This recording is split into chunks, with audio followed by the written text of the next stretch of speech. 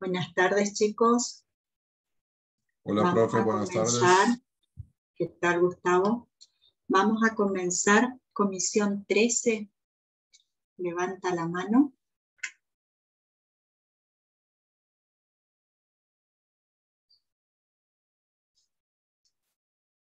Aguirre José Orlando. Presente, profesora. Bien, José. Alves, Karen. Presente. Bien, Karen. Ariane Stum, Georgia. Presente. Bien, Georgia. Ávila Mario. Hola, profe, presente. Hola, Mario. De Freitas Caetano Nicoli. Buenas tardes, profe. Presente. Buenas tardes, Nicoli.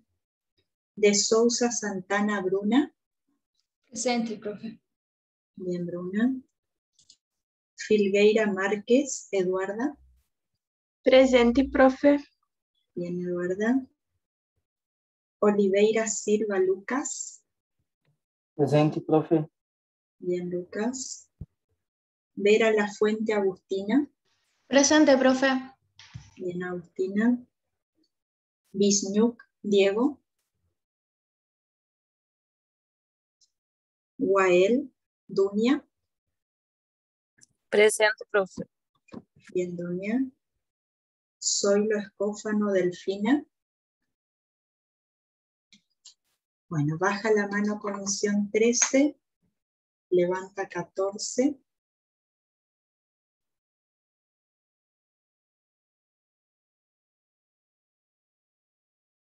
Cabral Lucas. Presente, doctora. Bien, Lucas. Carus de Barros, Leonardo. Presente, profe. Bien, Leonardo. Da Rosa Franco. De Lelis de Silva Bárbara. Presente, profe. Bien, Bárbara. Felizvino Luis. Presente, profe. Bien, Luis. Hesler Gabriela. Presente, profe. Bien, Gabriela. López Carla. Martello Cardoso Luisa. Presente, profe. Bien, Luisa. Moreira Martín. Presente, profesora. Bien, Martín. Rubin da Costa Guillerme. Presente, profe. Bien, Guillerme. Segat da Costa Eduarda. Stum Barbosa Natalia. Siegler Gastón. Presente, profe. Bien, Gastón. Bueno, baja la mano 14, levanta 15 ahora.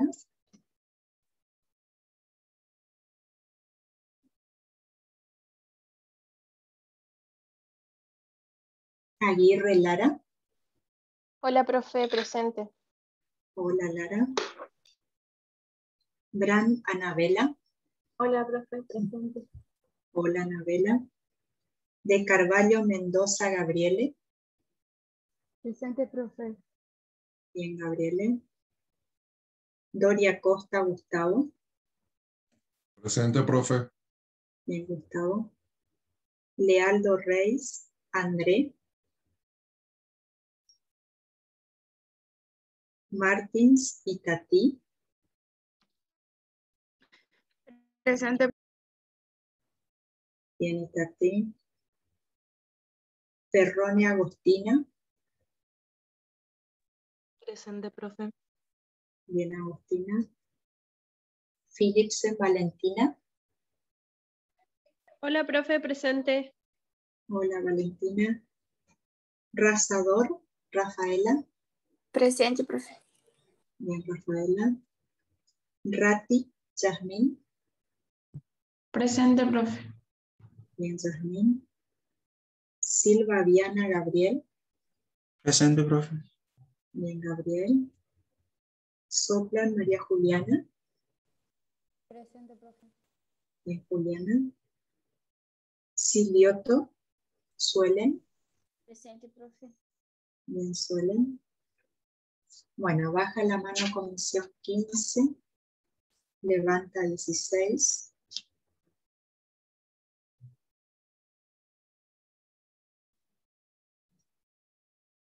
Bogado Juan Daniel. Presente, profe. Bien, Daniel. Bogado Mónica. Presente, profe. Bien, Mónica. Davida Vinicius. De Oliveira Márquez, Leonardo. Díaz Daniela. Dutra Andresa. Mil Juan Matías. Bien, Matías. Ovejero Xiomara. Presente. Bien, Xiomara. Reynoso Agustina. Hola, profe, presente. Hola, Agustina. Chiafino Camila. Presente, profe. Bien, Camila. Triadani Jimena. La profe, presente. Hola, Jimena. Wagner Jessica. Weber Silvia. Presente, profe. Bien, Silvia. Bueno, baja la mano 16. Ahora levanta 45.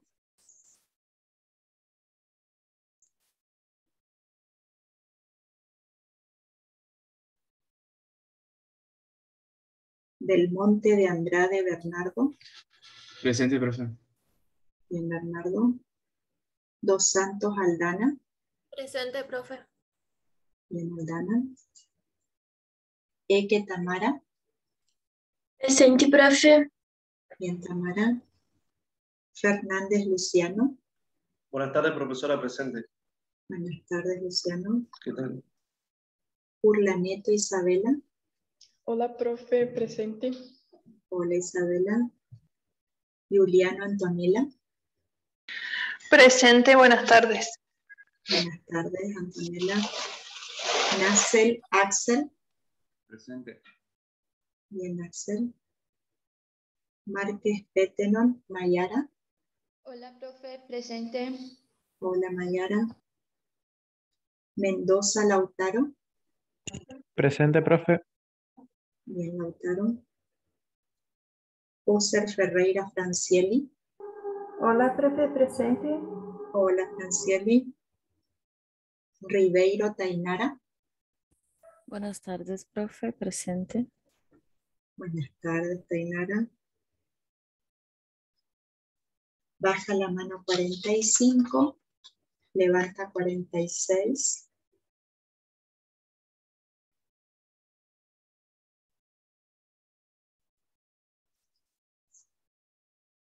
Acosta Ángel. Barbieri Liz. Presente, profe. Bien, Liz. Bogado Luisa. Furtado Cordeiro Fernando. Presente, profe. Bien, Fernando.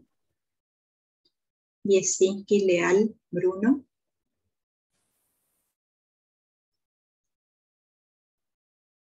Te veo, Bruno, pero no te escucho. Presente. Ahora sí. Ledesma Alarcón Cristina. Presente, profe. Bien, Cristina. Lobato Gastón. Presente, profe. Bien, Gastón. Machado Anabela. Presente, profe. Bien, Anabela. Ribeiro Kefer Danieli. Presente, profe. Bien, Danieli. Rodríguez Harmut Luciana. Hola, profesora, presente. Hola, Luciana. Rojas Carla. Hola, profe, presente. Hola, Carla. Villafañe Ana. Bueno, baja la mano 46, levanta 47.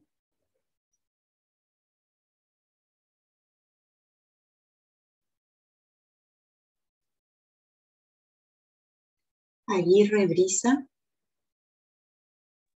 Presente, profe. Bien, Brisa. Balestra Malena. Presente. Bien, Malena. Fariña Laura. Presente. Bien, Laura. Froscher Juana Sofía.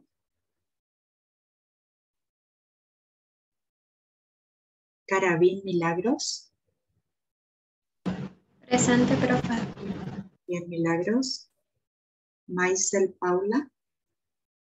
Presente. Bien, Paula. Núñez Ana Paula.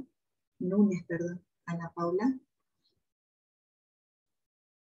Padilla Dayana. Presente, profe. Bien, Dayana. Piris Laura. Romero Camila. Cecil Ana Paula. Tomasela Estefano. Presente. Bien, Estefano. Villalba Mauricio. Bien, baja la mano 47, levanta 48.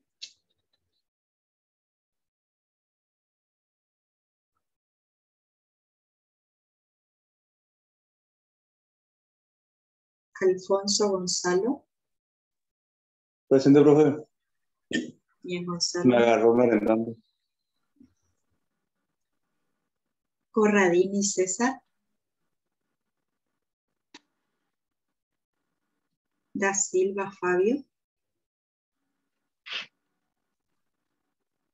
De Oliveira Victoria. Hola, profe. Presente. Hola, Victoria. Fermani Facundo.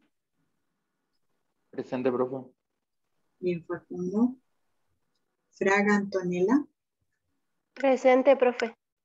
Bien, Antonella. Concimal de Lima Miquellas. Presente, profe. Bien, Miquellas. Machado Marcia. Hola, profe, presente. Hola, Marcia. Meneguello Hermes Luis. Ribeiro Martins Mayara. Presente, profe. Bien, Mayara. Siqueira Rodríguez Gabriela. Tolone Anarela. Díaz Orlando. Presente, profe. Bien, Orlando. Bueno, baja la mano 48. Voy a nombrar los que no dieron su presente. Comisión 13, Vignuc Diego. Zoilo Delfina. Soy yo presente, profe. Bien, Delfina. Comisión 14, Da Rosa Franco. Presente, profe. Bien, Franco. López Carla. Segat da Costa Eduarda. Acá, Stum profe. Barbosa. Bien, Eduarda. Stum Barbosa Natalia.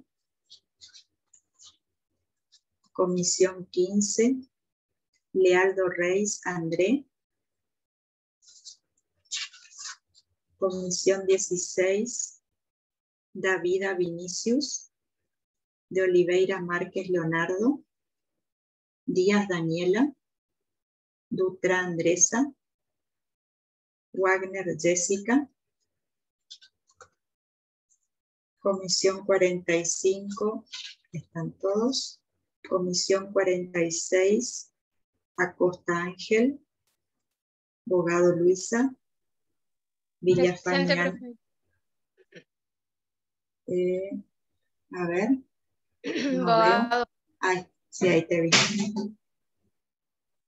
Bien, Luisa. Villafañana. Comisión 47, Frocher Silveira Juana. Núñez Ana Paula. Piris Laura. Romero Camila. Piris. Bien, Laura. Romero Camila. Ceci Ana Paula. Villalba Mauricio. Comisión 48, Corradini César. Da Silva Fabio. Meneguello Luis. Siqueira Rodríguez Gabriela. Toloña Narela. Bien. Bueno, vamos a comenzar con la clase de hoy. Esta clase es teórica también, no tienen actividad, así que voy a compartir pantalla.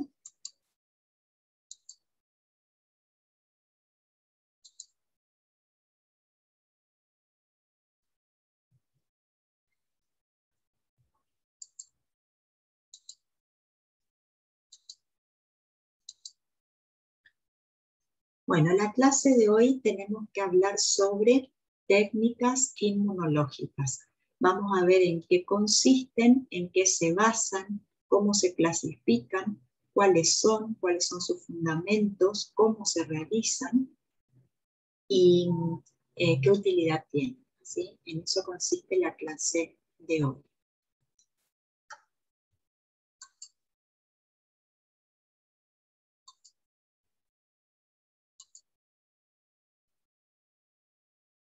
Bueno, los objetivos de la serología sería todos los estudios que se hacen en sangre justamente para determinar estas reacciones inmunológicas. Así que los objetivos son identificar problemas de salud, poder determinar la distribución de una enfermedad, determinar la incidencia, la prevalencia de una enfermedad, poder evaluar el sistema inmune de un individuo, programar calendarios de vacunación y evaluar programas o campañas de vacunación. Esos son los objetivos. Habíamos visto la clase pasada que cuando un antígeno era presentado a los linfocitos T y a los linfocitos B, se iba a desencadenar su activación, que eran los que iban a participar en estas reacciones específicas contra el antígeno que había sido presentado. Por lo tanto, se iban a generar linfocitos T efectores, como así también anticuerpos, que iban a hacer frente a este antígeno específicamente. Este reconocimiento que se da entre el antígeno y el anticuerpo, o entre el antígeno y el linfocito, es lo que va a sentar las bases del diagnóstico inmunológico. Así que eso es lo que vamos a buscar con estas pruebas inmunológicas. El estudio de las inmunoreacciones se va a realizar mediante el empleo de técnicas inmunológicas que se van a basar en detectar y poder evaluar la respuesta humoral, ya sea porque estemos buscando anticuerpos o complemento, o bien celular si es que estamos buscando linfocitos T o fagocitos, por ejemplo. Entonces, para poder medir las interacciones antígeno-anticuerpo y poder llegar a un diagnóstico, tenemos dos vías para poder hacerlo. Una de ellas es hacer un diagnóstico directo. Siempre que la prueba sea directa, lo que vamos a estar buscando en nuestro paciente es el antígeno. Por lo tanto, para poder detectar si el paciente tiene el antígeno, nosotros en la prueba vamos a tener que poner anticuerpos específicos que reconozcan a ese antígeno que estamos buscando. En cambio, si es indirecto el diagnóstico, lo que vamos a estar buscando en el paciente es el anticuerpo. Como lo que busco es anticuerpos, nosotros vamos a tener que poner en la prueba antígenos específicos para ese anticuerpo en particular. Así que esto les tiene que quedar bien claro. Siempre que la prueba sea directa, lo que vamos a buscar en el paciente es el antígeno. Y siempre que la prueba sea indirecta, lo que vamos a buscar en el paciente es el anticuerpo. Acá, por ejemplo, nosotros ponemos el anticuerpo y esto sería del paciente. Estamos buscando el antígeno, así que esto sería directo. En cambio acá pusimos el antígeno, esto sería del paciente, que es el anticuerpo, así que esta sería una prueba indirecta. Ahora vamos a ir hablando de cada uno. Bueno, ¿qué características tiene la interacción antígeno-anticuerpo, que también se llama inmunocomplejo a esta interacción que se genera? Dentro de las características se sabe que es específica porque el anticuerpo se genera específicamente para ese antígeno en particular, es reversible, por lo tanto se puede asociar y disociar, depende del pH, es sensible a la temperatura, como así también es sensible a la fuerza iónica. Por lo tanto, todas estas características se deben cuidar en estas reacciones de diagnóstico para poder llegar a un diagnóstico certero. Van a haber fuerzas que van a estar implicadas en esta interacción antígeno-anticuerpo. Se van a establecer fuerzas de puente de hidrógeno, que son fuerzas que se establecen entre moléculas y estabilizan la unión, como así también fuerzas electrostáticas, que son fuerzas fuertes, dadas por enlaces iónicos, fuerzas de Van der Waals, que son fuerzas de carácter débil, que se establecen entre las moléculas, como así también enlaces hidrofóbicos, que tiene que ver con la solubilidad que tenga esa partícula. Así que todo esto va a determinar la afinidad y la avidez que tenga el anticuerpo por el antígeno. Ahora vamos a ver a qué se refieren estos conceptos. Bueno, ¿qué sería la afinidad? La afinidad vamos a definir como la suma de todas las fuerzas atractivas y repulsivas entre un sitio de unión del anticuerpo, que es el parátopo, que hablábamos en la clase pasada, la región específica del anticuerpo que tomaba contacto con el epítopo, que era el determinante antigénico del antígeno. Así que es la fuerza o la intensidad con la cual se unen, se enlazan el parátopo con el epítopo. Y la avidez va a ser la fuerza con la que un anticuerpo se une a un antígeno multivalente. Para que se entienda mejor, acá tienen un esquema. Por ejemplo, acá vemos que el anticuerpo se une al antígeno, o sea, el parátopo con el epítopo, va a tener una determinada afinidad, es decir, una fuerza de unión entre los dos. Acá ya decimos que, aparte de la afinidad, esta tiene mayor avidez, este anticuerpo o inmunoglobulina tiene mayor avidez que esta porque ya está uniendo dos determinantes antigénicos a sus parátopos. Y si comparamos con esta otra inmunoglobulina, ya tiene más sitios de unión al antígeno. Por lo tanto, esta va a tener mayor avidez que esta, por ejemplo. Bueno, a eso se refieren entonces los conceptos de afinidad y avidez. Bueno, ¿qué sería la especificidad entonces? Es la capacidad que tienen los anticuerpos de poder distinguir, de poder reaccionar con una estructura química entre muchas. Tiene carácter específico de unión con esa estructura química en particular. Van a leer también que puede haber reactividad cruzada en estas pruebas. ¿Qué sería la reactividad cruzada? es cuando un antígeno va a reaccionar con los anticuerpos generados para otro antígeno. Por ejemplo, acá tenemos el virus A, contra el cual se generaron anticuerpos, pero ingresa otro virus A, que le pone acá virus A2' para diferenciar de este, que tiene unas características químicas similares a este otro virus. Entonces, estos anticuerpos que fueron generados para el virus A también pueden reaccionar con el virus A2', porque comparten algunos epítopes muy similares. Eso es la inmunidad cruzada. O sea, se generó anticuerpos para un antígeno, pero puede reaccionar con otro antígeno que tenga alguna estructura química similar. Eso es reactividad cruzada o inmunidad cruzada.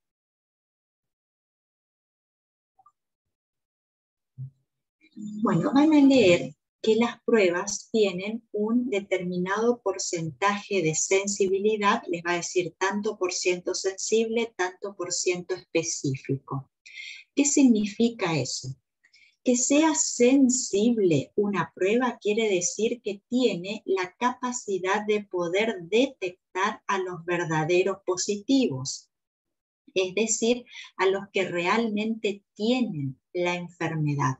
Ahí voy a decir que es sensible la prueba. Y voy a decir que es específica cuando me detecta a los verdaderos negativos, es decir, a los que no tienen la enfermedad, o sea, que están sanos para lo que estoy buscando.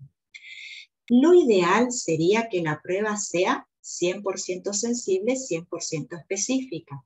Lamentablemente no existe una prueba que sea 100% sensible y específica. O es más sensible que específica o es más específica que sensible. Acá tienen ejemplos de sensible, sería el ELISA, la inmunofluorescencia, que ahora vamos a ver en qué consisten, y específica el Western blot, por ejemplo. Entonces lo que se hace es ir combinando pruebas con alta sensibilidad y alta especificidad, de manera tal de cubrir los dos campos de verdaderos positivos y negativos para llegar a un diagnóstico certero. Bueno, ahora sí vamos a las pruebas en sí. Se las va a clasificar en diferentes categorías. Vamos a tener pruebas de unión primaria y pruebas de unión secundaria. Dentro de las pruebas de unión primaria, lo que vamos a medir es la cantidad de inmunocomplejos. Inmunocomplejos le llamamos a la unión antígeno-anticuerpo. Y para poder medir cuánto inmunocomplejo se formó, vamos a utilizar sustancias como radioisótopos, colorantes fluorescentes, enzimas. Es decir, tengo que agregar algo que me permita saber que está ese inmunocomplejo formado porque no lo puedo ver a simple vista. En eso se caracterizan las pruebas de unión primaria. No las puedo ver a simple vista. Tengo que agregar alguna sustancia que me permita visualizar el inmunocomplejo. Entonces, si lo que vamos a usar es radioisótopos para poder detectar el inmunocomplejo, la prueba va a ser RIA, IRMA, que ahora les voy a contar en qué consiste. Si vamos a utilizar colorantes fluorescentes, estamos hablando de una inmunofluorescencia. Y si vamos a utilizar enzimas, estamos hablando de ELISA.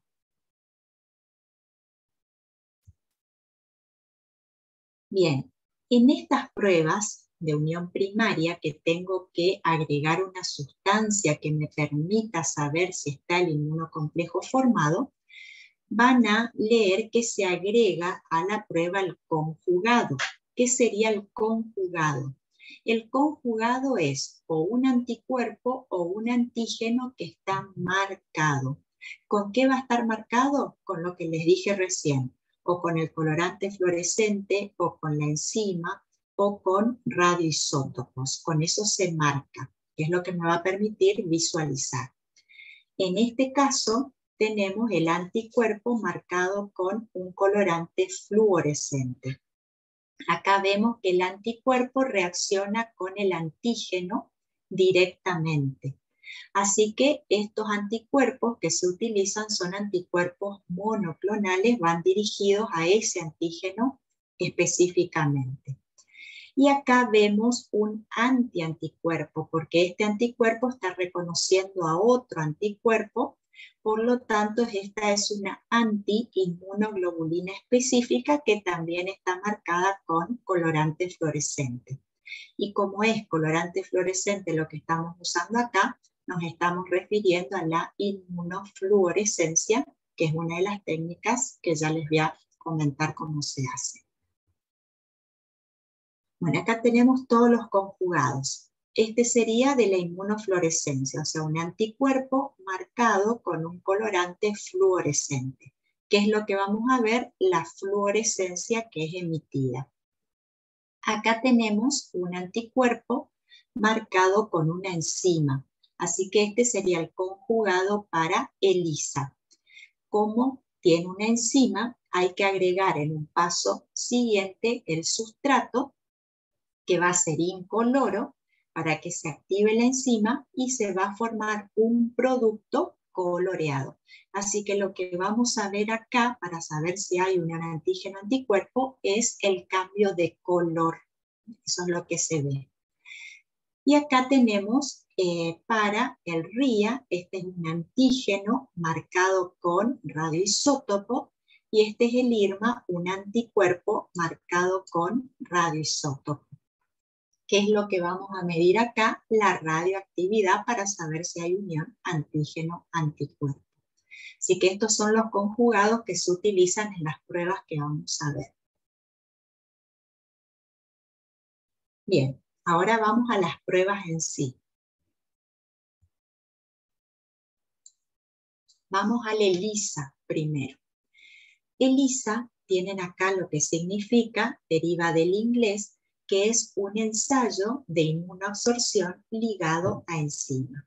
Se realiza la prueba en estas microplacas, así se llama, y ¿cómo se hace? Vamos a ver el fundamento. Lo que tenemos que hacer es visualizar cuánto antígeno y anticuerpo unidos, o sea, cuánto inmunocomplejo se formó a través de marcadores que van a estar ligados a enzima. De manera tal que cuando agregamos el sustrato específico se activa la enzima y nos va a dar un producto que va a tener un determinado color. Así que esta es una reacción colorimétrica, se dice, porque lo que voy a evidenciar es un cambio de color, que eso es lo que me va a decir si hay inmunocomplejo o no hay. Esto es a modo de ejemplo, las enzimas que se pueden utilizar. La peroxidasa utiliza como sustrato ortofenildiamina y la fosfatasa alcalina para nitrofenilfosfato. Esto es a modo de ejemplo, no es para que se lo aprendan, pero los fundamentos y cómo se hace la prueba, eso sí tienen que saber. Bien, ELISA puede ser una prueba indirecta o puede ser directa. Si es indirecta, lo que vamos a estar buscando en el paciente es el anticuerpo. En cambio, si el ELISA es directa, lo que vamos a estar buscando es el antígeno. Bueno, vamos a ELISA indirecto primero. Si es indirecto, entonces lo que estoy buscando es el anticuerpo en el paciente. Esto me está representando los pocillos de esa microplaca que les mostré al principio. En este pocillo ya viene, uno ya compra así el reactivo, en los pocillos ya viene pegado en las paredes el antígeno. Así que esto ponemos nosotros. ¿Qué vamos a hacer? Le vamos a sacar sangre al paciente, vamos a separar el suero, porque en el suero estaría el anticuerpo, así que una vez que tenemos el suero del paciente, vamos a colocar dentro del pocillo. ¿Qué vamos a hacer después? Tenemos que incubar. Incubar quiere decir que le voy a dar las condiciones de pH, temperatura, tiempo, para que se puedan establecer esas fuerzas que hablábamos anteriormente, que se estabilice la unión antígeno-anticuerpo, es decir, que se forme el inmunocomplejo. Eso hago con la incubación. Una vez que pasó ese tiempo donde ya se forma el inmunocomplejo, vamos a lavar.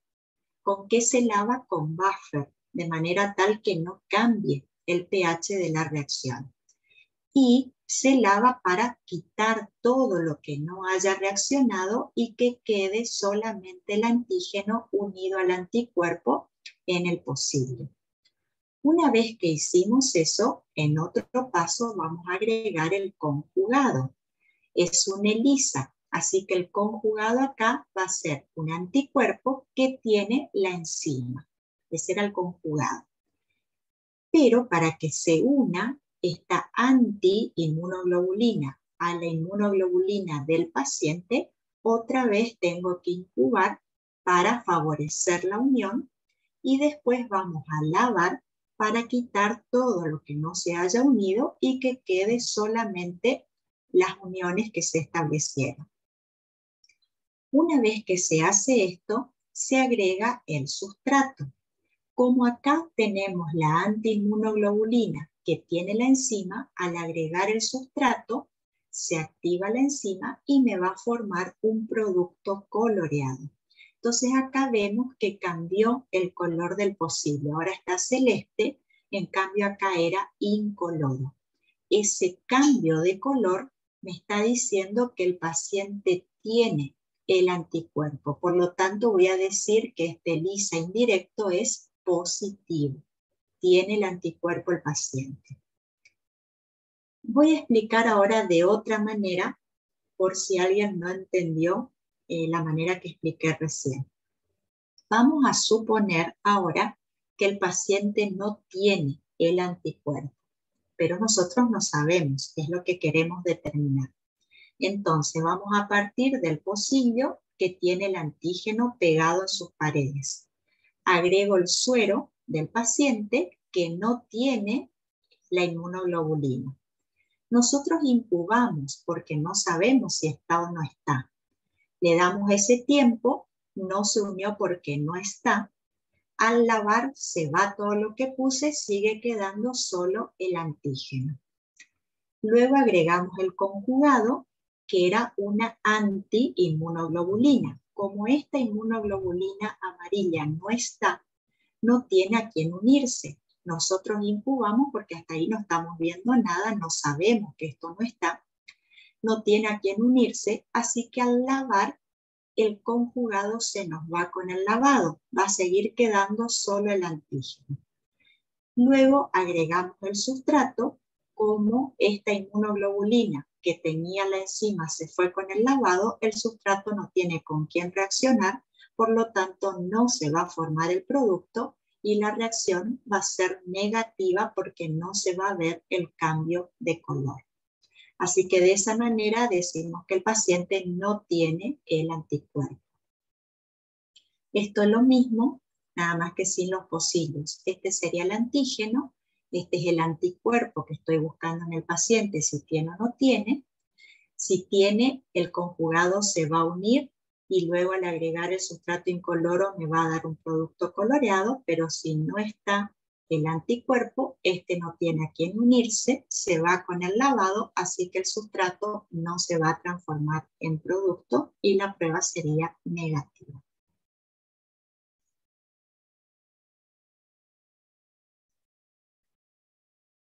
Bueno, ahora vamos al ELISA directo.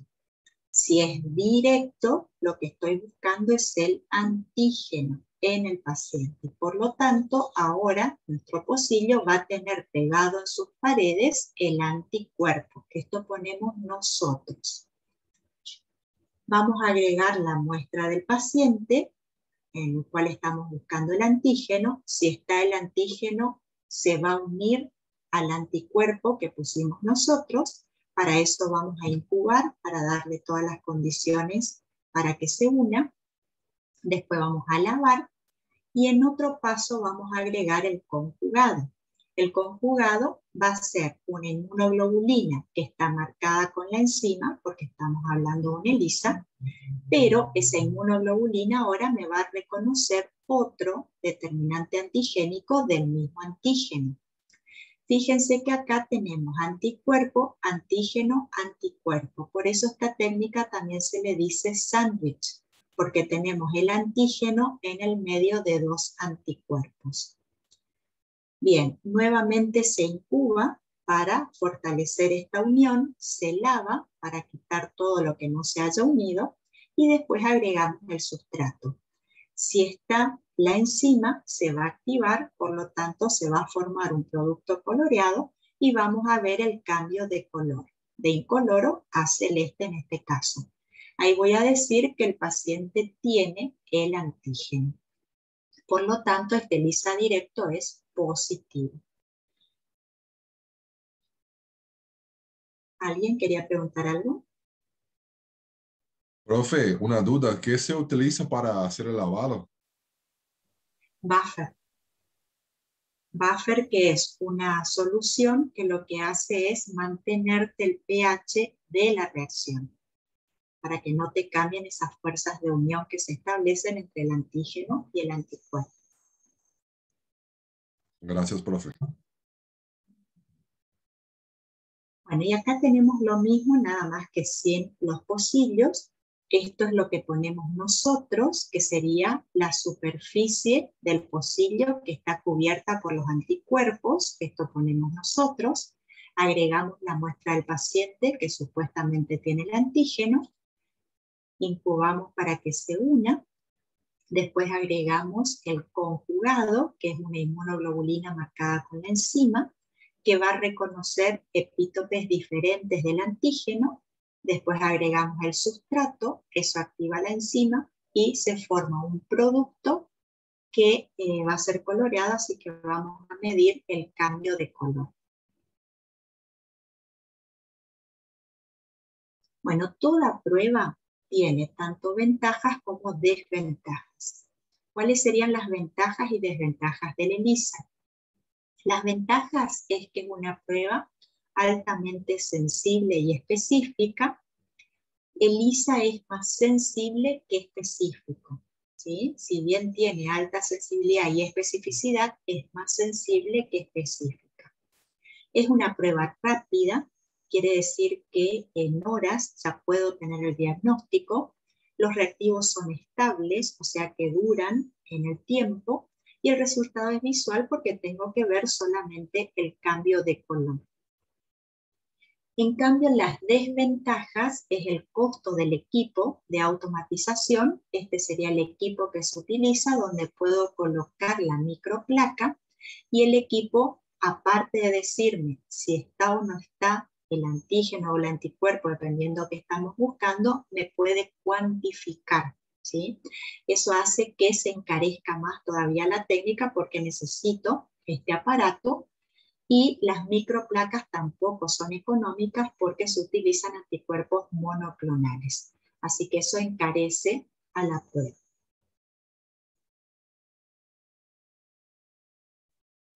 Bien, esa era la prueba ELISA. Ahora vamos a la otra prueba de unión primaria, que es la inmunofluorescencia. Para la inmunofluorescencia vamos a necesitar un microscopio de inmunofluorescencia, o sea que es un microscopio especial, ¿sí? Que acá pueden ver cómo se ve, ¿sí? Así es como tenemos que ver en fondo negro y resalta la fluorescencia, ya sea del antígeno o el anticuerpo, dependiendo que estemos buscando. Entonces, ¿cuál es el fundamento de la prueba? Poder visualizar la unión antígeno-anticuerpo a través de colorantes fluorescentes, que es lo que vamos a usar como marcador en esta prueba.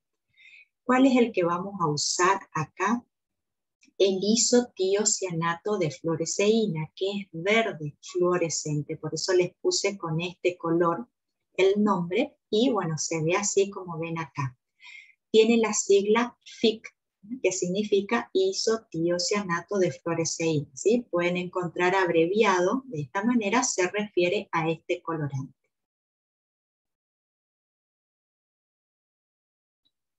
Bueno, la inmunofluorescencia a su vez puede ser directa, si es que estamos buscando antígeno en el paciente, o indirecta, si estamos buscando anticuerpos en el paciente.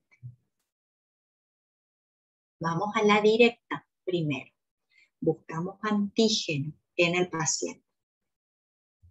Dijimos que vamos a tener que mirar el microscopio, por lo tanto voy a trabajar con un portaobjeto.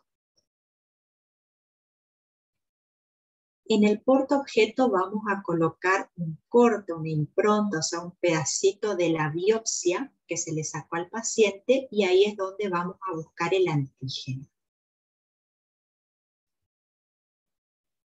Tengo que fijar ese corte en el portaobjeto para que no se nos vaya del portaobjeto, y se fija con acetona. De esa manera nos aseguramos que la impronta quede en el portaobjeto.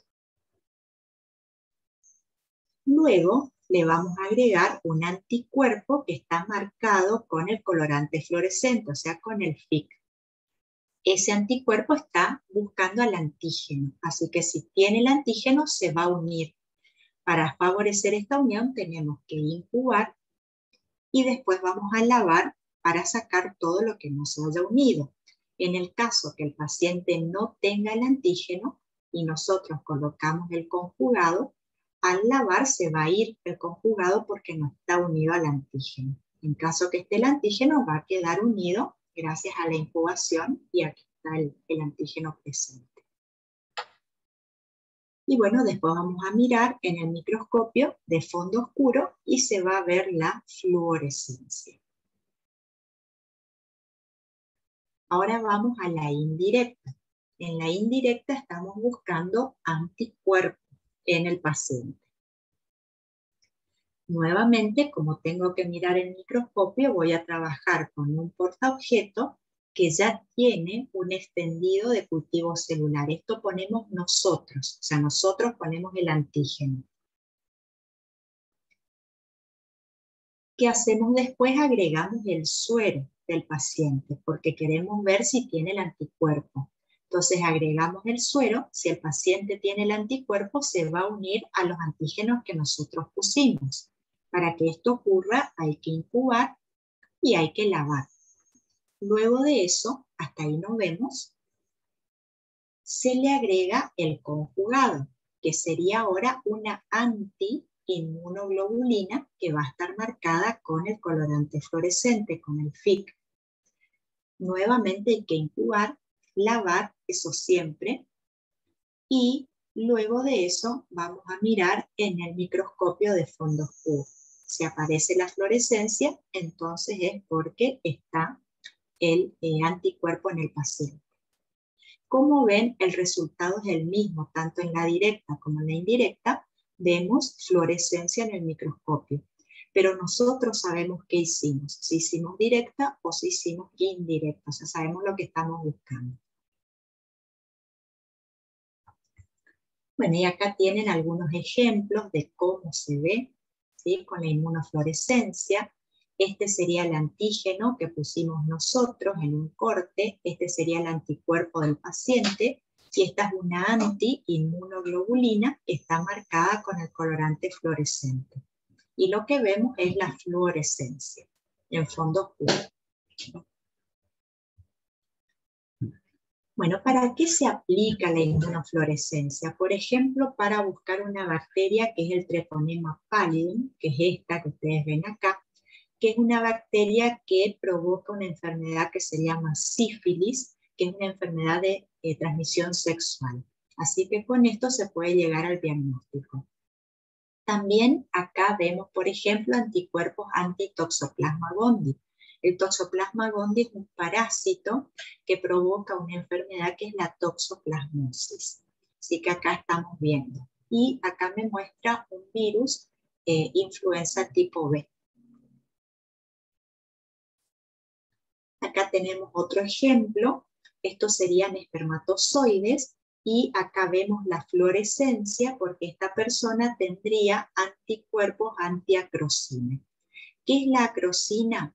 Es la proteína que le permite al espermatozoide poder ingresar al óvulo para fecundarlo.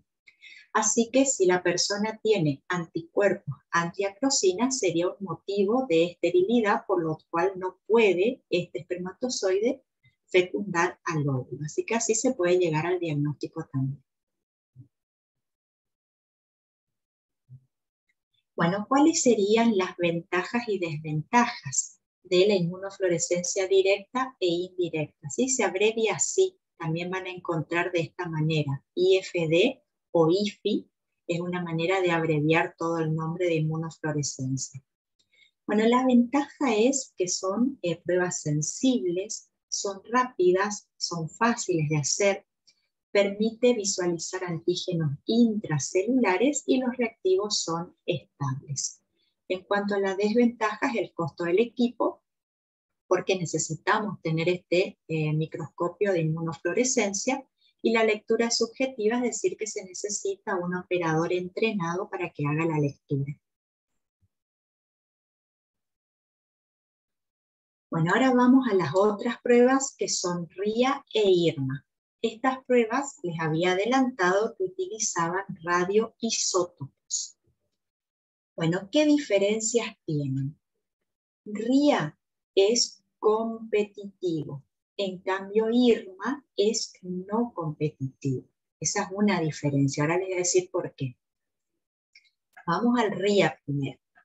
Fíjense, acá partimos de lo que ponemos nosotros, que es una placa con el anticuerpo pegado en la placa. Eso ponemos nosotros, placa con anticuerpo. Lo que voy a estar buscando en el paciente es el antígeno. Acá me está mostrando el antígeno del paciente. Esto también vamos a poner nosotros, que es antígeno marcado con el radioisótopo. Pero vamos a poner al mismo tiempo tanto el antígeno marcado con radioisótopo como el supuesto antígeno que tiene el paciente, o sea, la muestra del paciente. Los dos al mismo tiempo. ¿Por qué agrego al mismo tiempo? Porque quiero que compitan, por eso es competitivo. Compiten por la unión a el anticuerpo. A ver quién se une al anticuerpo. ¿Quién se va a unir? El que esté en mayor cantidad. ¿Sí? El que esté en mayor cantidad es el que va a ganar por la unión al anticuerpo. Entonces, si el paciente tiene muchos antígenos, se va a unir el que no está marcado. Siempre hay que incubar y lavar. Así que con el lavado, si el paciente tiene mucho antígeno, se me va a ir el antígeno que pusimos nosotros marcado. Así que voy a detectar poca radioactividad. Ahora, si el paciente no tiene el antígeno, el que se va a unir es el marcado. Y yo después voy a medir mucha radioactividad porque después de lavar no se va a ir debido a que está unido al anticuerpo. Entonces podemos confeccionar un gráfico donde tenemos la densidad óptica, o sea, acá medimos la radioactividad versus la concentración del antígeno del paciente. ¿Qué me está diciendo?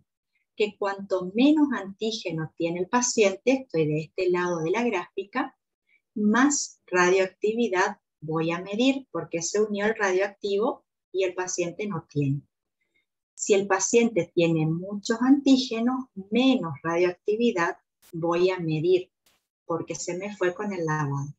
Es decir, que son inversamente proporcionales, ¿sí? El RIA es inversamente proporcional. Cuanto menos antígeno, más radioactividad. Cuanto más antígeno tiene, menos radioactividad se detecta. En cambio, el IRMA, fíjense que partimos de lo mismo. Tenemos la placa con el anticuerpo que pusimos nosotros. Vamos a agregar la muestra del paciente. Estoy buscando si tiene el antígeno. Incubamos, lavamos y después agregamos el conjugado, que sería una inmunoglobulina marcada con el radioisótopo. Y luego Acá, fíjense que toda la inmunoglobulina marcada que se une es porque el antígeno está. Así que acá es directamente proporcional. Cuanto menos antígeno tiene el paciente, menos radioactividad voy a medir. Cuanto más antígeno tiene el paciente, más radioactividad voy a medir. Así que esas son las diferencias entre RIA e IRMA. RIA es competitivo, IRMA es no competitivo.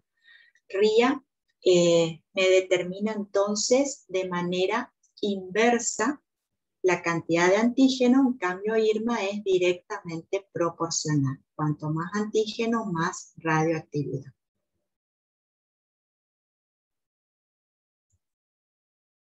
Bueno, ¿qué ventajas y desventajas? La ventaja es la alta sensibilidad que tienen estas pruebas y la desventaja es el costo del equipo porque necesito un equipo que me mida la radioactividad y al utilizar radioisótopos son cancerígenos, por lo tanto hay que hacer un buen descarte de ese material, tiene que ser un laboratorio habilitado para el uso de radioisótopos y también el operador tiene que tener mucho cuidado en su manipulación.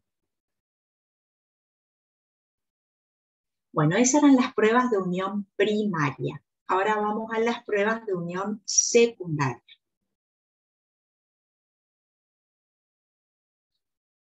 Bueno, acá los complejos antígeno-anticuerpo se van a agregar y eso va a hacer que se puedan visualizar estos inmunocomplejos a simple vista. Esa es la diferencia con las pruebas de unión primaria. Las primarias no podíamos ver a simple vista, teníamos que agregar algo que me permita visualizar. En cambio acá no, acá sí lo puedo ver a simple vista. Son de menor sensibilidad que las primarias, pero son más clásicas, son más económicas. Así que generalmente se conjugan tanto pruebas de unión secundaria como primarias. Bueno, ven, se ve a simple vista, esto es lo que estamos hablando, que podemos ver la agregación. Va a depender esta interacción antígeno-anticuerpo del estado físico del antígeno. Ahora les voy a comentar con la siguiente diapositiva a qué se refiere esto. También tenemos que cuidar la temperatura de reacción, los electrolitos que estén presentes en la reacción, la afinidad, la avidez en la interacción antígeno-anticuerpo, como así también va a influir el tipo de inmunoglobulina que esté presente. Bien, dijimos que dependía del tipo de antígeno. El antígeno puede ser soluble o puede ser particulado. Si el antígeno es soluble, la reacción va a ser de precipitación. Y si el antígeno es particulado, la reacción es de aglutinación. Es decir, que en estas pruebas de unión secundaria vamos a tener reacciones de precipitación y reacciones de aglutinación. Que el antígeno sea soluble quiere decir que tiene un menor tamaño que si es particulado, o sea que el particulado tiene un tamaño mayor. Se le dice particulado porque se agregó el determinante antigénico a una partícula, que puede ser una partícula de látex, puede ser una célula, por ejemplo, entonces ahí voy a decir que es particulado. Y la otra diferencia es cómo se ve la reacción. Si el antígeno es soluble, se van a formar grumos finos. En cambio, si es particulado, los grumos van a ser más gruesos. Pero los dos puedo ver a simple vista. Bueno, esas son las diferencias.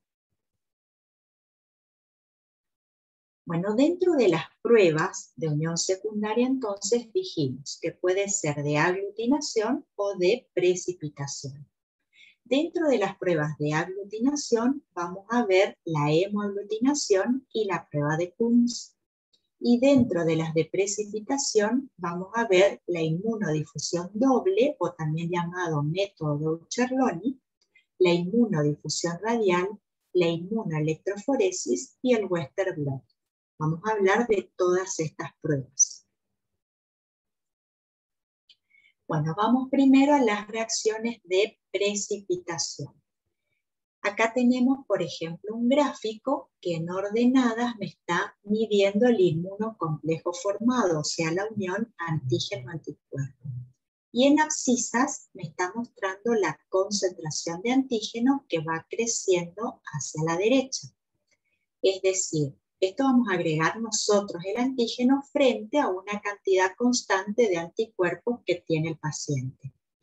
Entonces, a bajas concentraciones de antígeno, empiezo a formar inmunocomplejos, pero no estoy en la cantidad igual antígeno-anticuerpo. Así que empiezo a formar los inmunocomplejos. Por eso está baja la curva. Tengo más anticuerpos del paciente que antígenos.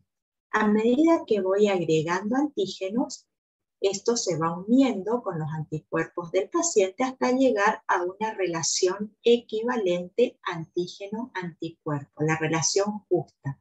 Entonces acá voy a decir en el máximo de la curva que estoy en la zona de equivalencia. Es decir, que tengo una relación justa antígeno-anticuerpo. Si seguimos agregando antígenos, los inmunocomplejos empiezan a disolverse y voy a tener más antígenos que anticuerpos. Por eso va bajando la curva. Por lo tanto, en estas pruebas hay que trabajar en esta zona, en la zona de equivalencia para poder visualizar. Bueno, una de las pruebas de precipitación era la inmunodifusión doble o método de Aucher-Lone. Acá vamos a trabajar en una placa, la cual tiene un gel, y ese gel vamos a hacerle al gel perforaciones con sacabucado, que a esto se llama pocillos.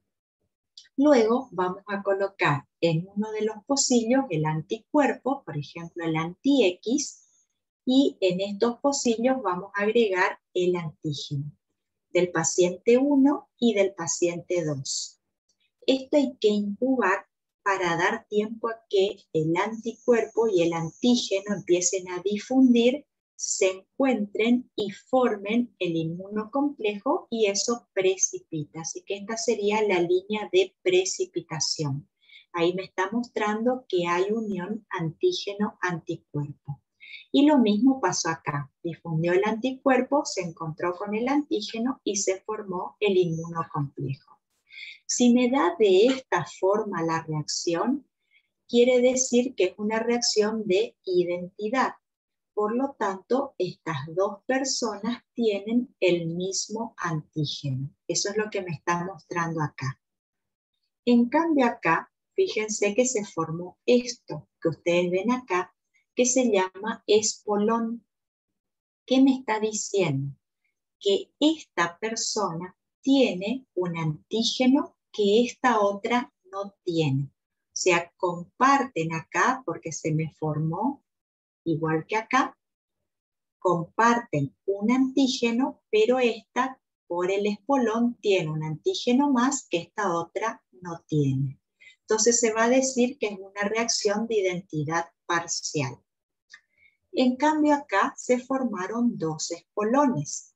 Quiere decir que estas dos personas no comparten el antígeno, no tienen los antígenos iguales.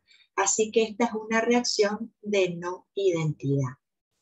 Esta reacción se puede hacer, por ejemplo, para la búsqueda de ENA, que son antígenos nucleares extraíbles, que se buscan, por ejemplo, en reacciones de autoinmunidad como en el lupus, por ejemplo, que eso vamos a ver después en un seminario específico de lupus. Bueno, otra prueba de precipitación es la inmunodifusión radial.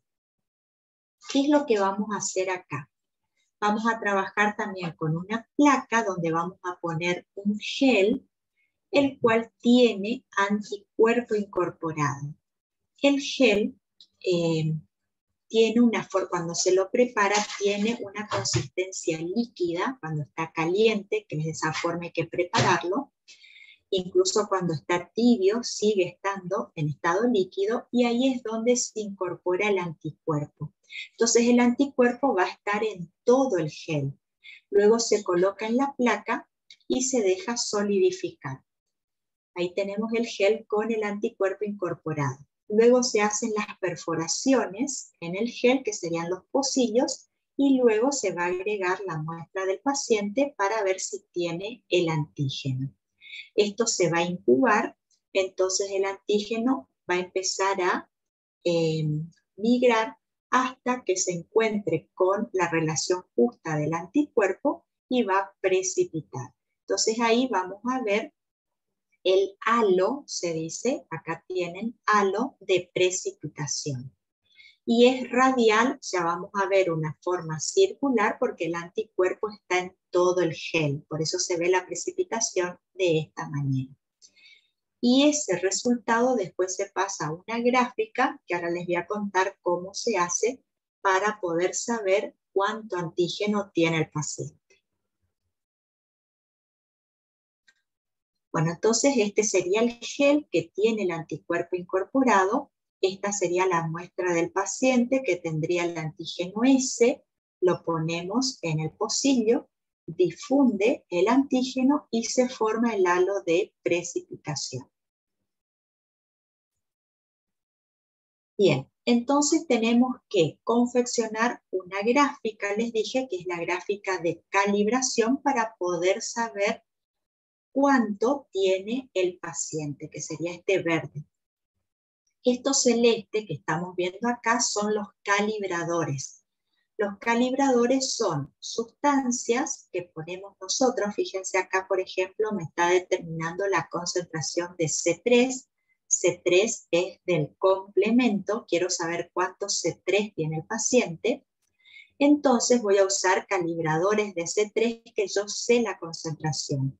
Sé cuánto tiene A, sé cuánto tiene B, sé cuánto tiene C. Entonces eso voy a poner acá en abscisas. Voy a poner la concentración de A, voy a poner la concentración de B y voy a poner la concentración de C, que eso ya lo sé de antemano. Luego, cuando hago la reacción, voy a medir el diámetro. Acá en ordenadas voy a colocar el diámetro. ¿Cómo voy a sacar? Con una regla voy a poner el 0 de la regla acá y voy a medir hasta acá cuántos centímetros es. Una vez que tengo ese diámetro, voy a venir a la gráfica y voy a colocar el valor en la gráfica. Voy a hacer lo mismo con B, voy a colocar el diámetro acá en la gráfica y voy a hacer lo mismo con C, coloco el valor en la gráfica. Una vez que tengo los diámetros y las concentraciones, voy a unir esos pares ordenados, es decir, concentración con diámetro me delimito un punto, lo mismo va a pasar con B, lo mismo va a pasar con A. Una vez que tengo los 3 puntos, trazo la recta, esa sería mi recta patrón o mi recta de calibración, y ahí entonces voy a medir el diámetro del paciente. Vengo a esta parte porque acá está el diámetro, coloco el valor que me dio y de ahí voy a la recta, bajo y ahí voy a saber la concentración de C3 en este caso que tiene el paciente. Por lo tanto, puedo saber qué tiene y cuánto tiene. Por ejemplo, en el lupus se puede medir C3 para ir siguiendo al paciente porque en el lupus va disminuyendo la cantidad de C3. Entonces ahí se puede hacer un seguimiento del paciente. Bueno, esta prueba también se utiliza para poder cuantificar las inmunoglobulinas, ¿sí? Cuánta IgA tiene el paciente, IgM, IgG, por ejemplo.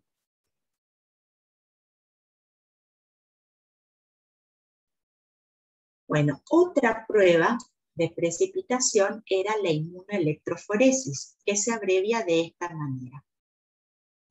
Esta prueba la voy a hacer cuando tengo muchos antígenos en la muestra. Por lo tanto, tengo que separar esos antígenos y los puedo determinar a todos ellos al mismo tiempo. Por ejemplo, cuando estamos queriendo determinar proteínas del suero del paciente. Entonces, se va a trabajar entonces con un gel y vamos a hacer una perforación en el centro, que a esto se llama surco, y vamos a hacer una perforación con un sacabocado acá y otra perforación también con el sacabocado. En esta perforación vamos a colocar el suero del paciente y en esta otra perforación vamos a agregar el suero de una persona normal. ¿Qué hacemos después? Vamos a darle electricidad, o sea, una diferencia de potencial para separar los antígenos. Es decir, que van a empezar a migrar y de esa manera se van a ir separando los antígenos. Se coloca el de una persona normal justamente para hacer la comparación con el paciente. Bueno, hasta ahí no vemos nada, solamente separamos los antígenos del paciente y del dador, del normal. Acá vamos a medir proteínas del suero, ¿sí? Albúminas y globulinas. ¿Qué se hace después? En el surco vamos a colocar un anticuerpo antiproteínas. Esto se incuba para dar tiempo a que difundan, se forme la precipitación que se va a dar de esta manera en esta prueba y después vamos a hacer la lectura. En realidad se ve así, como ven acá. Este sería el paciente, la persona normal, y este es el paciente nuestro. Acá vemos que le está faltando proteínas que el normal tiene. ¿Qué le está faltando? Las gamma globulinas, es decir, las inmunoglobulinas. Así que este sería un caso de agammaglobulinemia ligada al cromosoma X. Así que siempre se va comparando con un normal.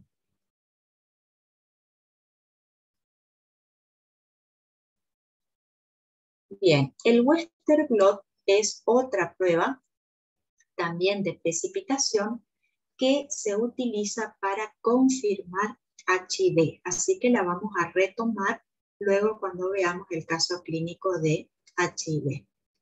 Bueno, ¿qué se hace acá?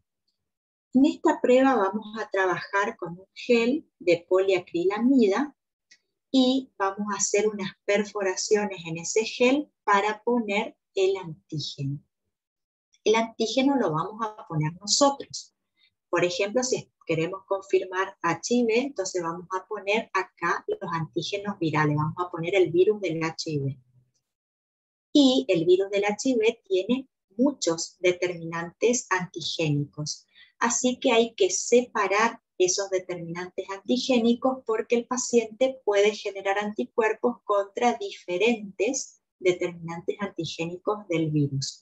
Así que queremos saber con esta prueba qué anticuerpos generó contra el virus, para poder decir si tiene o no tiene HIV. Entonces, vamos a colocar nosotros el virus. Se trabaja con esta sustancia que es un detergente que nos permite poder separar estos determinantes antigénicos, favorece la migración, es decir, el desplazamiento por el gel. Favorece una buena separación de los determinantes antigénicos. Hay que darle diferencia de potencial justamente también para favorecer esta separación. Una vez que separamos los antígenos que tiene el virus, hay que transferir de poliacrilamida a otro soporte que es de nitrocelulosa. ¿Por qué utilizo la poliacrilamida? Porque ahí puedo separar bien los determinantes antigénicos y tengo que pasar a la nitrocelulosa para poder seguir con la reacción. Una vez que se pasó, se transfirió a la nitrocelulosa, seguimos. ¿Qué se hace después? Bueno, vamos a tener entonces el antígeno que pusimos nosotros. Vamos a agregar el suero del paciente. Es decir, estamos buscando anticuerpos contra qué antígeno del virus tiene. Si está el anticuerpo, se va a unir al antígeno viral. Hasta ahí no vemos. ¿Qué hacemos después? Agregamos una anti-inmunoglobulina marcada con la enzima y luego tenemos que agregar un sustrato que es incoloro me va a activar la enzima y eso me va a dar un producto coloreado. Así que acá se van a visualizar bandas, se dice, de precipitación. Es una reacción de precipitación porque se forman las bandas de precipitación, pero son incoloras, por eso no las puedo ver a simple vista y tengo que agregar una enzima con un sustrato para poder ver dónde quedó esa banda de precipitación mediante colores como vemos acá. Y dependiendo la zona donde haya quedado la banda, ahí se sabe anticuerpos contra qué antígenos del virus tiene. También se puede utilizar una sustancia luminiscente para poder determinar también. Así que después existen criterios para poder decir si tiene anticuerpos contra tal y tal antígeno, entonces vamos a decir que tiene HIV. Si no presentas esas, no tiene, que eso vamos a ir viendo después más adelante. Pero así es como se puede confirmar, por ejemplo, si tiene o no tiene la enfermedad.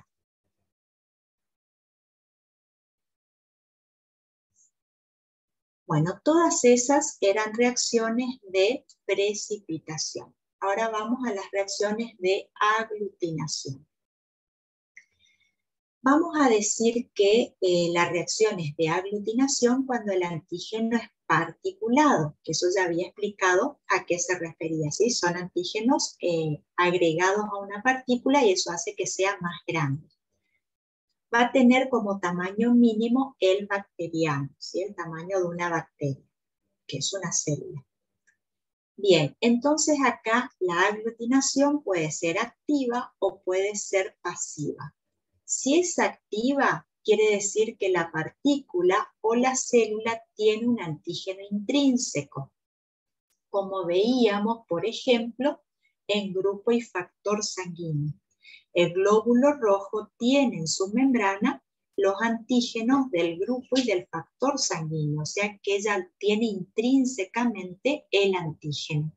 Eso sería una aglutinación activa.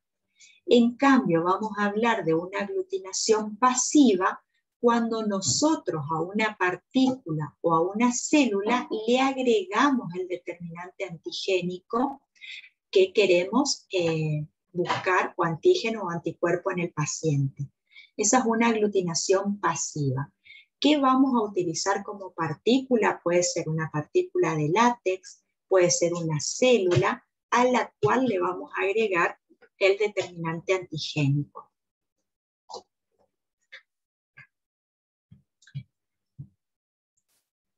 Bueno, dijimos que dentro de estas pruebas de aglutinación teníamos la hemaglutinación y la prueba de Coombs. Vamos primero a la hemaglutinación.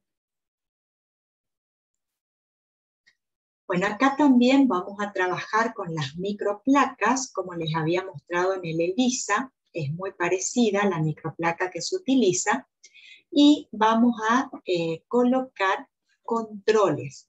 Control positivo y control negativo. Toda esta columna sería de control positivo, toda esta columna de control negativo. ¿Para qué hacemos los controles? Para asegurarnos que el reactivo está funcionando correctamente. Es decir, que si en el paciente me da positivo es porque realmente tiene y si me da negativo es porque no tiene. Para eso alargamos los controles. Esta sería la muestra del paciente 1, toda esta columna, y esta columna es la muestra del paciente 2. Bueno, ¿cómo se procede? En todos estos pocillos de la microplaca vamos a agregar 50 microlitros de buffer.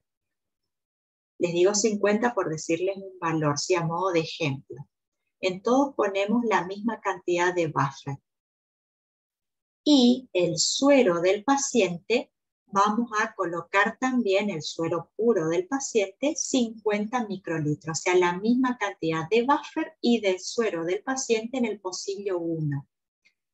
Es decir que estamos diluyendo a la mitad porque estoy poniendo 50 de buffer y 50 del suero del paciente.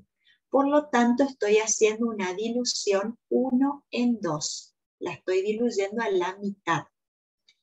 Luego, de este pocillo, que está diluido a la mitad, voy a sacar 50 microlitros y voy a colocar en el pocillo siguiente que ya tiene 50 de buffer. Así que estoy volviendo a diluir a la mitad el que ya estaba diluido a la mitad. Por lo tanto, esta va a ser una dilución 1 en 4.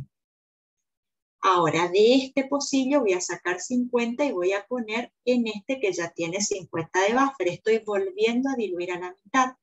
Así que ahora va a ser una dilución 1 en 8. De este saco y coloco en el pocillo siguiente también 50 microlitros, vuelvo a diluir a la mitad, así que ya va a ser 1 en 16. Y así sucesivamente sigo haciendo diluciones. Una vez que se incuba esto para dar tiempo a la reacción, después hay que hacer la lectura. Cuando me da de esta manera, se dice que se formó el manto y eso es positivo. Y este punto se le dice botón, que eso me dice que es negativa la reacción. O sea que en este paciente me dio positivo hasta la dilución 1 en 4. Y este paciente me dio positivo hasta la dilución 1 en 32. Entonces voy a decir que este paciente es positivo 1 en 4, o también se dice 4 DILs, y el paciente 2 positivo 1 en 32 o 32 DILs. De esa manera es como se informa. Bueno, acá tenemos otro ejemplo de la misma reacción. Esta fila sería para el paciente 1, para el paciente 2, el paciente 3 y así hasta el paciente 8.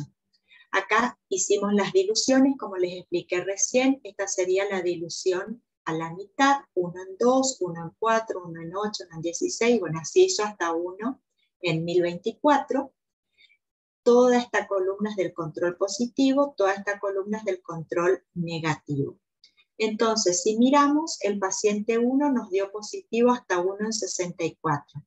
¿Qué vamos a decir entonces? Que tiene un título, se dice, de 64 DILs. El paciente 2 me dio positivo hasta 1 en 8, entonces tiene 8 DILs. El paciente 3 positivo hasta 512, entonces 512 DILs.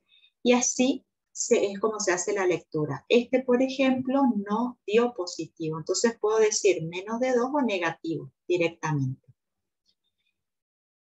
En este, por ejemplo, fíjense que está negativo y después se hace positivo. Eso puede ser porque no se llega a la zona de equivalencia, por eso es necesario hacer las diluciones para hacer un diagnóstico certero. Y bueno, hasta 128 fue positivo, así que 128 DILs. Y así sucesivamente. Bien, la otra prueba que dijimos que íbamos a ver de aglutinación es la prueba de Kunz. La prueba de Kunz puede ser directa o indirecta. Si la prueba de Kunz es directa, lo que voy a estar buscando es el antígeno. ¿Qué es lo que se toma como antígeno en esta prueba? Esto que ustedes ven acá sería un glóbulo rojo que tiene en su membrana anticuerpos unidos, pegados a su membrana. Ahí se dice que el glóbulo rojo está sensibilizado. O sea que el glóbulo rojo sensibilizado sería el antígeno para la prueba de Kunz directa. Esto tiene el paciente. ¿Quién va a tener glóbulos rojos sensibilizados? Por ejemplo, algún bebé que sea RH positivo y la mamá es RH negativa. Es decir, la mamá generó anticuerpos contra el RH positivo del bebé. Atravesó la placenta porque son de tipo IgG y eso es lo que fue a atacar a el antígeno D que se expresa en la membrana de los glóbulos rojos del bebé. Así que el bebé va a tener sus glóbulos rojos sensibilizados. Eso es lo que quiero saber si tiene o no. ¿Qué voy a hacer entonces? Voy a agregar el suero de Kunz. El suero de Kunz son inmunoglobulinas, que son inmunoglobulinas de conejo anti-inmunoglobulinas humanas. Entonces, si están estas inmunoglobulinas humanas, este anticuerpo las va a reconocer, se va a unir y va a formar una red, un entramado, y eso es lo que va a aglutinar. Y se va a ver en el tubo entonces la aglutinación. Por lo tanto, si me da positiva esta prueba, voy a decir que el paciente tiene sus glóbulos rojos sensibilizados. ¿Cuándo se da esto? Bueno, en el caso que les dije del bebé RH positivo, de una mamá RH negativa, que lo que está provocando es la enfermedad hemolítica del recién nacido, o también puede ocurrir en la anemia hemolítica autoinmune. La prueba de Coombs indirecta le vamos a hacer a la mamá RH negativa, que es la que genera los anticuerpos contra el RH positivo, o sea, contra el antígeno D. Pero esta prueba me detecta glóbulos rojos sensibilizados. Entonces, para saber si esta persona tiene los anticuerpos contra el RH, tenemos que sensibilizar nosotros glóbulos rojos. Así que estos glóbulos rojos vamos a poner nosotros. ¿Qué glóbulos rojos vamos a utilizar? Glóbulos rojos cero positivo. ¿Por qué cero positivo? Porque una persona que sea del grupo cero positivo, el único antígeno que tiene en su membrana es el D, el del RH. Y estos anticuerpos son contra el RH. Entonces me estoy asegurando que estos anticuerpos reaccionen solo contra el antígeno que estoy buscando. Así que agregamos nosotros el glóbulo rojo cero positivo, damos tiempo a que reaccione este anticuerpo con los antígenos del glóbulo rojo, se van a sensibilizar los glóbulos rojos y después sí ponemos el suero de Coombs, que son anticuerpos contra las inmunoglobulinas humanas, y ahí formaría la red, el entramado, y vamos a ver la aglutinación. Si veo la aglutinación, quiere decir que nuestro paciente tiene los anticuerpos contra el glóbulo rojo. Así que esta prueba se le va a hacer a la mamá RH negativa para ver si está sensibilizada contra los glóbulos rojos del bebé, o bien también se puede hacer en reacciones de transfusión antes de hacer la transfusión, para ver si el paciente que va a recibir la sangre genera anticuerpos contra los glóbulos rojos que se le va a transfundir. Y así es como se ve, ¿sí? Esta es la aglutinación que aparece cuando la Coombs nos da positiva.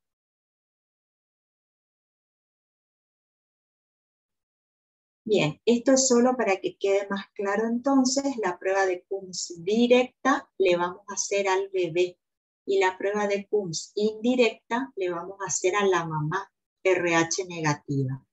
¿Qué va a tener el bebé? Glóbulos rojos sensibilizados. ¿Qué va a tener la mamá? Anticuerpos anti-RH positivo.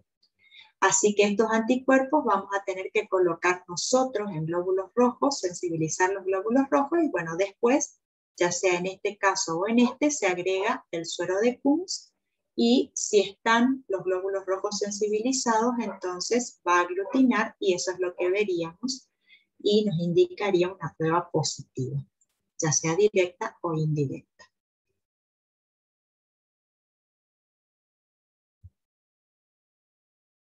Bien, ahora vamos a hablar sobre reacciones de biología molecular, que es la reacción en cadena de la polimerasa, que es la que habrán escuchado mucho en este tiempo, que es la que se hace contra el COVID para poder llegar al diagnóstico de si tiene o no tiene COVID, ¿sí? Así que vamos a hablar un poquito en qué consiste esta prueba, que sería la PCR, que significa reacción en cadena de la polimerasa.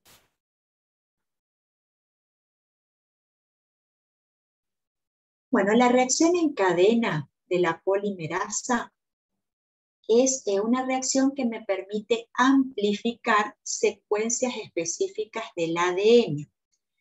Es decir, que puedo agrandar, puedo amplificar ese ADN que normalmente se encuentra mínimamente expresado, así que esto es para poder visualizar, para poder llegar a un diagnóstico, para poder decir si está o no está presente ese ADN que estamos buscando. Para poder hacer esta prueba tenemos que conocer las secuencias colindantes, es decir, las que van a estar al lado de la secuencia que estamos buscando, que sería nuestra secuencia blanco, la que queremos determinar, la del virus, por ejemplo. La PCR se puede hacer de tres maneras. Podemos hacer una PCR convencional, podemos hacer una PCR en tiempo real, que es la que se hace para el COVID, o podemos hacer una PCR de retrotranscriptasa, que ahora les voy a contar en qué consiste cada una. Vamos a la convencional primero. Para hacer la PCR necesitamos componentes para poder iniciar la reacción. Vamos a necesitar la muestra, que sería ADN, que es lo que queremos amplificar. Vamos a necesitar primers, o también se llaman cebadores, que es el que me va a indicar a partir de dónde tengo que copiar y amplificar. Vamos a agregar nucleótidos, que es lo que se va a ir adicionando a lo que estemos copiando y obtener de esa manera la copia. Vamos a necesitar la enzima Taq polimerasa, que es la que va a empezar a iniciar el copiado. Vamos a necesitar un buffer para que se mantenga el pH y las condiciones eléctricas de la reacción. Y vamos a necesitar un tubo que se llama Eppendorf, que es donde se va a realizar la prueba. El aparato en el cual se realiza la PCR es un termociclador. Este termociclador tiene la característica de poder cambiar rápidamente las temperaturas de reacción, que es lo que se necesita en esta prueba. Básicamente, estas pruebas se hacen en ciclos. El primer ciclo, cuando iniciamos la reacción, tiene 3 partes. Todos los ciclos constan de estas 3 partes. La primera parte es la desnaturalización. ¿Qué sería? Es trabajar a 95 grados centígrados de manera tal de poder separar las hebras de ADN. Eso es desnaturalizar. Separo las hebras de ADN. Luego se hace un enfriamiento rápido a 55 grados centígrados y eso permite la segunda parte de la reacción, que es el anillamiento. Es decir, que me permite la unión de los cebadores o primers, que sería este naranja que vemos acá, a la secuencia de ADN, a partir de la cual vamos a hacer la copia para poder amplificar. Y luego viene la tercera etapa, que es la extensión, donde se vuelve a subir la temperatura a 72 grados centígrados y ahí empieza a actuar la polimerasa, adicionando los nucleótidos para poder realizar la copia. Eso es en el primer ciclo. Así que de una hebra de ADN obtuvimos 2 copias.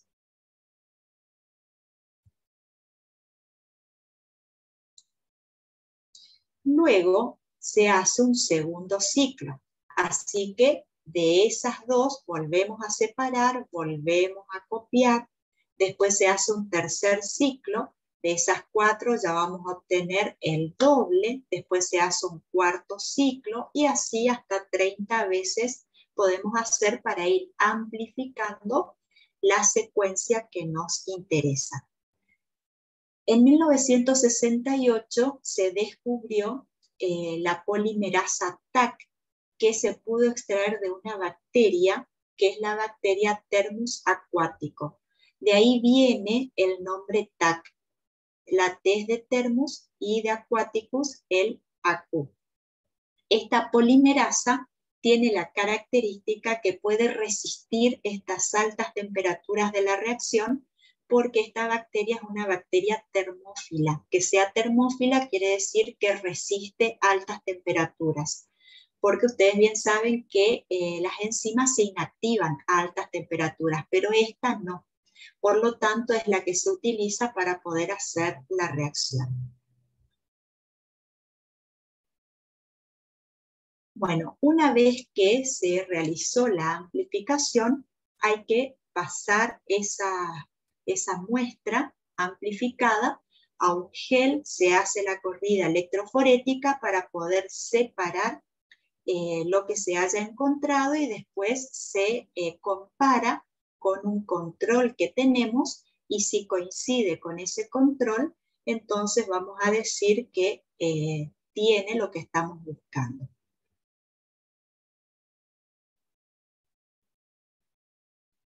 Bien, esa era la convencional. Ahora vamos a la PCR en tiempo real.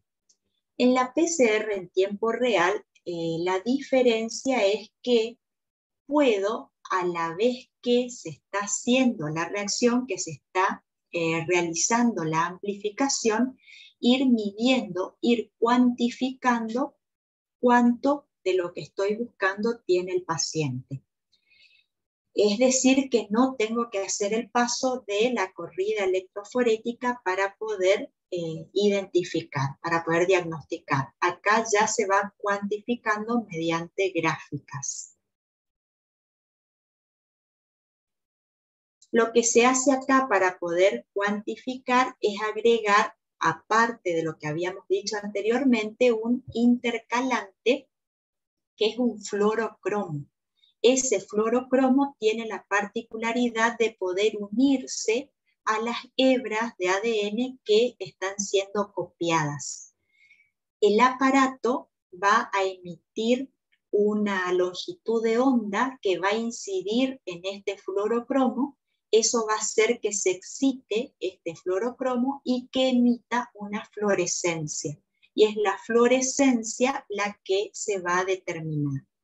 Así que de esa manera se puede ir sabiendo cuánto va teniendo el paciente. Bueno, acá tenemos la desnaturalización, que ya dijimos que era la separación de las hebras de ADN. Después viene el anillamiento, que era donde se unía el cebador, y el fluorocromo se va incorporando a medida que se va copiando. Entonces, una vez que está el cebador, ya comienza a unirse, y a medida que se va realizando la copia, sigue uniéndose, y después entonces se puede detectar. Para lo cual se van confeccionando gráficas como estas que ven acá. Acá tengo el número de ciclos que se va realizando y la fluorescencia que se va emitiendo. La gráfica es de este tipo, donde tenemos una fase inicial, es decir, que se debe alcanzar un umbral para que sea positiva la prueba. Una vez que se supera ese umbral, a partir de acá se va midiendo, se va determinando, hasta llegar a una fase de meseta o plató. Se dice que es cuando se van acabando los reactivos, así que la medición se hace en esta zona, que es la fase exponencial.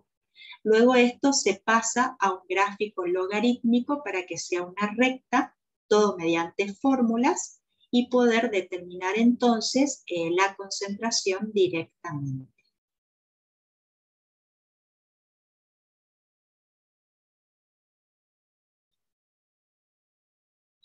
Y la otra PCR era la PCR de retrotranscriptasa. Acá, en realidad, esto también se hace para el COVID, porque el COVID es un virus de ARN.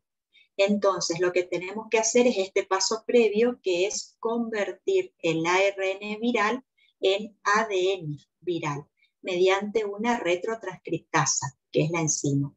Entonces, el ARN del virus se va a convertir en ADN viral. Y este ADN, ahí se le hace la prueba en tiempo real, que les expliqué anteriormente, para poder decir si tiene o no tiene el COVID, por ejemplo. Así que después ya es como la convencional. Una vez que se separa, en este caso sí, de la retrotranscriptasa, una vez que se transforma en ADN, podemos hacer la convencional y bueno, después el revelado del gel.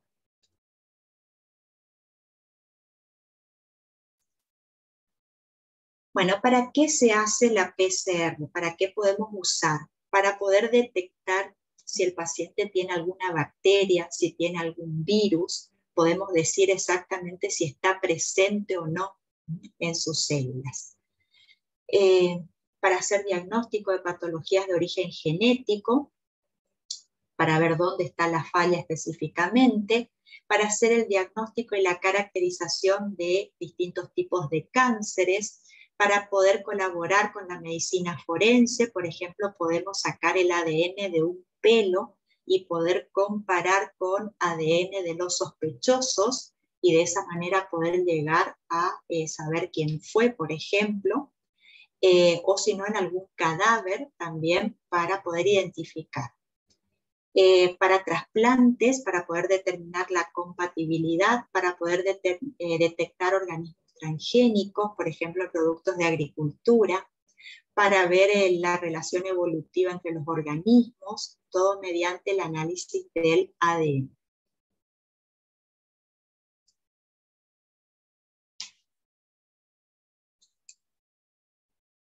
Bueno, no sé si les quedó alguna duda de todo lo que les expliqué. Profe.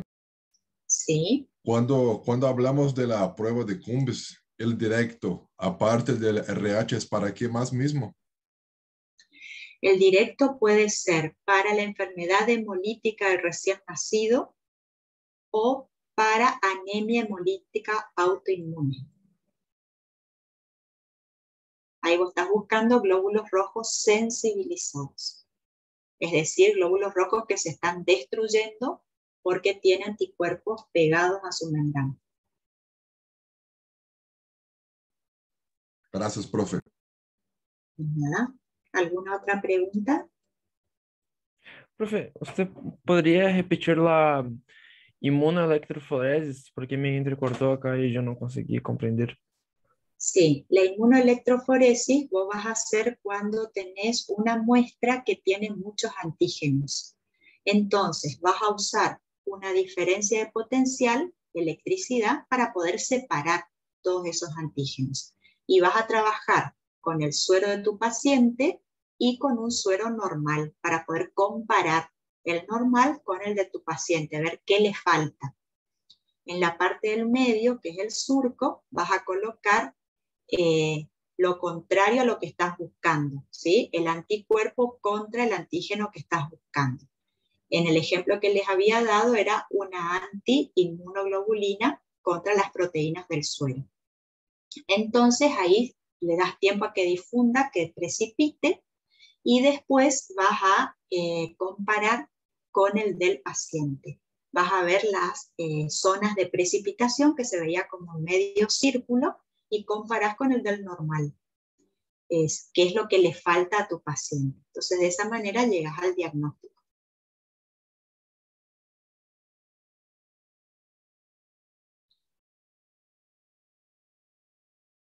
¿Ninguna otra duda? Bueno, estamos entonces, damos por finalizada la clase. Cualquier duda que les surja luego de haber releído el tema, planteen ahí en el foro de consultas de seminarios si hay algo que no les quede claro. ¿Sí? Bueno, nos vemos en el próximo seminario. Chao, chao. Gracias, profe. Chao, chao, profe. Chao.